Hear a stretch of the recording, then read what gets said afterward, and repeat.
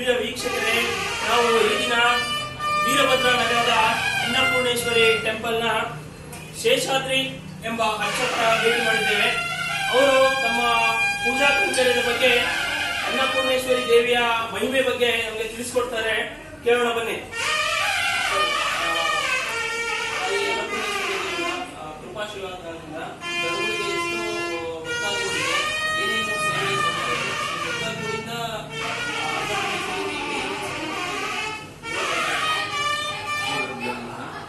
ಸಮಸ್ತ ಭಕ್ತರೆಲ್ಲರಿಗೂ ಸಹ ಶ್ರೀ ಅನ್ನಪೂರ್ಣೇಶ್ವರಿ ಭಕ್ತಾದಿಗಳಿಗೆ ವಿಶೇಷವಾಗಿ ಈ ಒಂದು ದೇವಸ್ಥಾನ ಪ್ರತಿಷ್ಠಾಪನೆಯಾಗಿ ಈಗ ತಕ್ಕಂತ ಜೂನ್ 1ನೇ ತಾರೀಕಿಗೆ 3 ವರ್ಷಗಳು ತುಂಬಿದ್ದಾರೆ. ಮೊದಲನೇ ದಿನದಿಂದಲೂ ಸಹ ವಿಶೇಷವಾಗಿ ದೇವಸ್ಥಾನದಲ್ಲಿ ಅನ್ನ ಸಂತರ್ಪಣೆಯಾಗಿರಬಹುದು, ವಿಶೇಷವಾದಂತಹ ಪೂಜಾ ಕೈಂಕರ್ಯಗಳಾಗಿರ್ಬೋದು, ಯಾರಿಗೆ ಏನೇ ಕಷ್ಟವಿದ್ರೂ ಸಹ ಶುಕ್ರವಾರ ಮತ್ತು ಮಂಗಳವಾರದಂದು ನಿಂಬೆಹಣ್ಣಿನ ದೀಪ ಆಗ್ಬೋದು, ಟೊಮೆಟೊನ ದೀಪ ಆಗಿರ್ಬೋದು, ವಿಶೇಷವಾಗಿ ಎಲ್ಲ ನಾಲ್ಕುಗಳಿಗೆ ತಾಯಿಯನ್ನ ಆರಾಧನೆ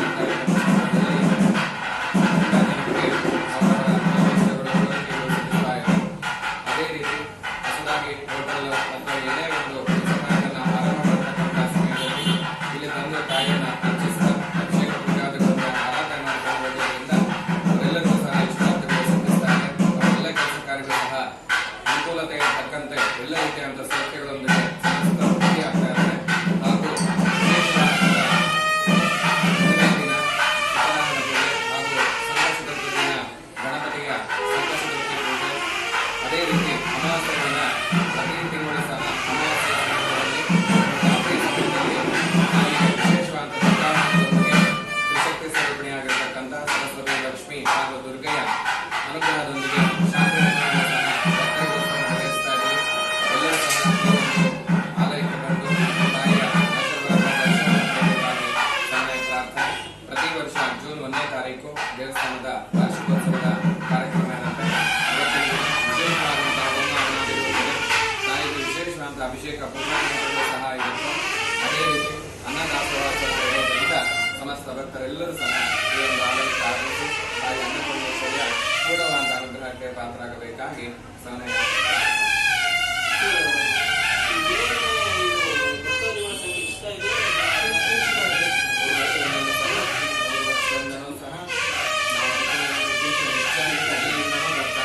ಮಕ್ಕಳಿಗೆ ವಿಶೇಷವಾಗಿ 6ನೇ ತಿಂಗಳಲ್ಲಿ ಆಗ್ಬೋದು, 5 ಅಥವಾ 9ನೇ ತಿಂಗಳ ಒಳಗಾಗಿ ಅನ್ನಪ್ರಾಶನ ಕೂಡ ಸಣ್ಣ ಸಣ್ಣ ಮಕ್ಕಳಿಗೆ ಮೊದಲನೇ ಸರಿ ಅನ್ನ ತಿನ್ನಿಸೋದ್ರಿಂದ ಅನ್ನಪ್ರಾಶನ ಪೂಜೆ ಅಂತ ಹೇಳ್ತೀವಿ, ಅದು ಸಹ ನೆರವೇರ್ತಾರೆ.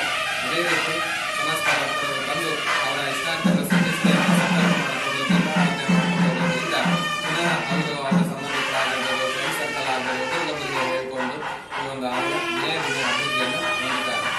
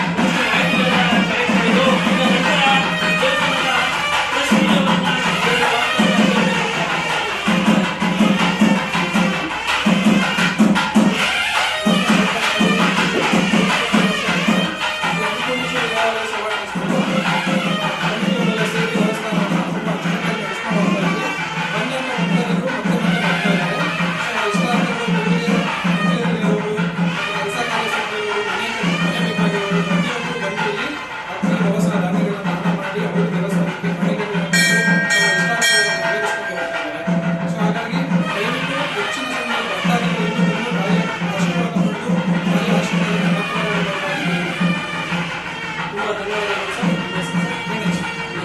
ನೋಡಿದ್ರಲ್ಲ ವೀಕ್ಷಕರೇ, ವೀರಭದ್ರ ನಗರದ ಅನ್ನಪೂರ್ಣೇಶ್ವರಿ ದೇವಸ್ಥಾನದ ಟ್ರಸ್ಟಿಗಳಾದ ಗಣೇಶ್ ಅವರು ತಮ್ಮ ಹೇಳಿಕೆಯನ್ನ ನೀಡಿದ್ದಾರೆ. ಹೆಚ್ಚಿನ ಸಂಖ್ಯೆಯಲ್ಲಿ ಭಕ್ತರು ಬಂದು ಈ ಅನ್ನಪೂರ್ಣೇಶ್ವರಿ ದೇವಸ್ಥಾನದ ಪೂಜಾ ಕೈಂಕರ್ಯಗಳಲ್ಲಿ ಭಾಗವಹಿಸಬೇಕು ಅಂತ ಇದು ತಾಲೂಕ್ ನ್ಯೂಸ್. ಕ್ಯಾಮರಾಮನ್ ಗುರು ಅವ್ರ ಜೊತೆ ತಾಲೂಕ್ ನ್ಯೂಸ್.